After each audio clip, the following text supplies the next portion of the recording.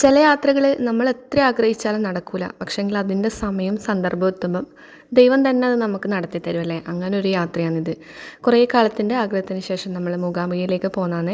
ഏട്ടൻ്റെ 2 ഫ്രണ്ട്സും അവരുടെ ഫാമിലിയും നമ്മളെ ഫാമിലിയും എല്ലാവരും ഒരുമിച്ചാണ് കേട്ടോ പോകുന്നത്. അവരും നമ്മളെപ്പോലെ തന്നെ ഒരുപാട് ആഗ്രഹിച്ച ഒരു യാത്രയാണ് കേട്ടോ ഇത്. അപ്പോൾ അങ്ങനെ നമ്മൾ കണ്ണൂരിൽ നിന്ന് മംഗലാപുരത്തേക്ക് ട്രെയിനിലാണ് കേട്ടോ പോയിട്ടുണ്ടായിന്. അപ്പോൾ എല്ലാവർക്കും പുതിയൊരു വീഡിയോയിലേക്ക് സ്വാഗതം. എല്ലാവർക്കും സുഖമല്ലേ അല്ലേ? അപ്പോൾ നമ്മളെ വീഡിയോ ആദ്യമായിട്ട് കാണുന്ന കൂട്ടുകാരെല്ലാം ഉണ്ടെങ്കിൽ, വീഡിയോ ഇഷ്ടമായെങ്കിൽ എല്ലാവരും ഒന്ന് സപ്പോർട്ട് ചെയ്യണേ. സബ് ചെയ്യാതെ കാണുന്നവരെല്ലാം ഉണ്ടെങ്കിൽ ഒന്ന് സപ്പോർട്ട് ചെയ്യണം കേട്ടോ. യാത്രാക്ഷീണം കുറക്കാൻ വേണ്ടിയിട്ടാണ് നമ്മൾ ട്രെയിന് ചൂസ് ചെയ്തത്. അങ്ങനെ ഏകദേശം കാസർഗോഡെല്ലാം ആയപ്പോൾ തന്നെ നമ്മളെ ട്രെയിനിലെ കമ്പാർട്ട്മെൻറ്റെല്ലാം ആൾക്കാർ ഒഴിഞ്ഞിട്ടുണ്ടായിനെ. അന്നേരം പിന്നെ ഇതാ ദേവുട്ടൻ്റെ ഉണ്ണിയെല്ലാം കൂടിയിട്ട് കിടന്നിട്ടും ഇരുന്നിട്ടെല്ലാം അവരോരോ വർത്താനം കളികളെല്ലാം തന്നെയാണ്. ഫോണുള്ളതുകൊണ്ട് ആർക്കും വലിയ ഒരു മുഷ്ടിലോ കാര്യങ്ങളൊന്നും ഉണ്ടായിട്ടില്ലേ. നമ്മളങ്ങനെ ഇതാ മംഗലാപുരം എത്തിയിട്ടുണ്ട്. 3 ഫാമിലിയാണ് ഉണ്ടായത്. 3 ഫാമിലിയിലും എല്ലാവരും അവരവരെ പൊതിച്ചോറ് എടുത്തിട്ടുണ്ടായിനെ.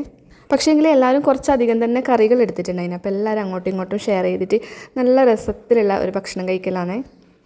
ലൈഫിൽ ആദ്യത്തെ ഒരു അനുഭവമാണ് കേട്ടോ ഇത്. നമ്മൾ പ്രത്യേകിച്ച് റെയിൽവേ സ്റ്റേഷനിൽ നിന്ന് പൊതിച്ചോറ് കഴിക്കുക എന്ന് പറയുന്നത്.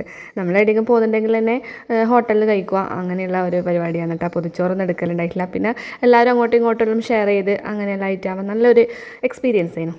പിന്നെ നമ്മൾ മൂകാംബികയിൽ നിന്ന് ബൈന്ദൂരേക്ക് ട്രെയിനിൽ വന്നിട്ടുണ്ടായിരുന്നു കേട്ടോ. ബൈന്ദൂർ തന്നെയാണ് തോന്നുന്നത് സ്ഥലത്തിൻ്റെ പേര്. അങ്ങനെ ആടുന്ന് നമ്മൾ ടാക്സി വിളിച്ചിട്ട് 2 ടാക്സിയിലാണ് കേട്ടോ പോയിട്ടുണ്ടായിന്. അവർ കുറച്ച് ടീം അപ്പുറത്തും പിന്നെ നമ്മളിപ്പുറത്തായിട്ടാണ് കേട്ടോ. അങ്ങനെയാണ് പോയിട്ടുണ്ടായിന്. ഒരുവിധം ക്ഷീണിച്ചിട്ടുണ്ടായിന്. പിന്നെ നമ്മൾ വേഗം റൂമെല്ലാം എടുത്ത് മാറിയിട്ട് നമ്മൾ പിന്നെ ക്യൂ നിന്നിട്ടുണ്ടായിന് കേട്ടോ. ഡ്രസ്സെല്ലാം മാറ്റി കുളിയെല്ലാം കഴിഞ്ഞിട്ട് വേഗം ക്യൂ നിന്നിട്ടുണ്ടായിനെ. നോക്കുമ്പോഴത്തേക്ക് നല്ല ക്യൂ ആണ്. പിന്നെ സന്ധ്യ ആയതുകൊണ്ട് ഓരോ ചടങ്ങുകളായിട്ട്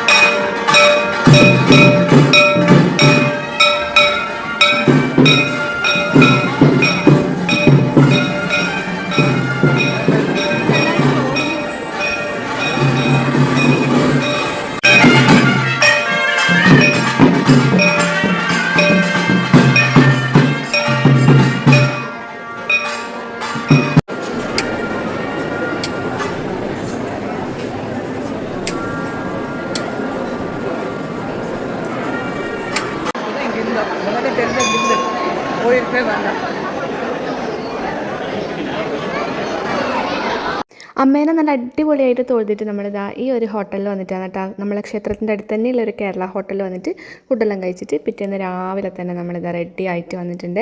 ഞാൻ എത്രയോ 4 വർഷത്തിനു ശേഷമാണ് ഇപ്പം സാരി ഉടുക്കുന്നത്. എൻ്റെ വീട്ടിൽ കൂടുതലാണ് സാരി ഉടുത്തത്. സാരി എനിക്കെന്തോ ഇഷ്ടമല്ലാത്തൊരു സംഭവമാണ്. ഞാൻ ഉടുക്കലേ ഇല്ല. അങ്ങനെ എല്ലാവരും നിർബന്ധത്തിനൊടുവിലാണ് ഞാൻ സാരി ഉടുത്തത് കേട്ടോ. ഏട്ടൻ്റെ ഫ്രണ്ട്സെല്ലാം പിന്നെ പറഞ്ഞിട്ട് അവരെന്നെയാണ് എനിക്ക് ഡ്രസ്സ് എടുത്തത്. ഞാൻ പോയി സെലക്ട് ചെയ്തിട്ടൊന്നുമില്ല. ഇവർ രണ്ടാളും കൂടി എടുത്തതാണ്. അങ്ങനെ നമ്മൾ തൊഴുതിട്ട് വന്നിട്ട് ഒരു കേരള ഹോട്ടലിന് പൂരിയും പിന്നെ കറിയും ചട്നിയെല്ലാം കേട്ടോ. പൂരിക്ക് ഉണ്ടായതിന് സെറ്റാവാത്തൊരു കറിയാണ്. നല്ല ടേസ്റ്റി തന്നെയാണ്. അപ്പോൾ ഇതാ സൗപർണിക നദിയാണ് കേട്ടോ. അപ്പോൾ അതിൻ്റെ ഒരു അവസ്ഥയാണ് ഇത്. വെള്ളമൊന്നുമില്ല, കലക്കമാണ്. അങ്ങനെയാണ് നമ്മൾ സൗപർണിക നദീൻ്റെ. അപ്പോൾ ഇതാ കുറച്ച് പേര് അടുത്ത് ഇങ്ങനെ കുളിക്കുന്നുണ്ടായിനെ. അപ്പോൾ നമ്മൾ കുറേ ഫോട്ടോസും വീഡിയോസും കാര്യങ്ങളെല്ലാം എടുത്തിട്ടുണ്ടായിനെ കേട്ടോ.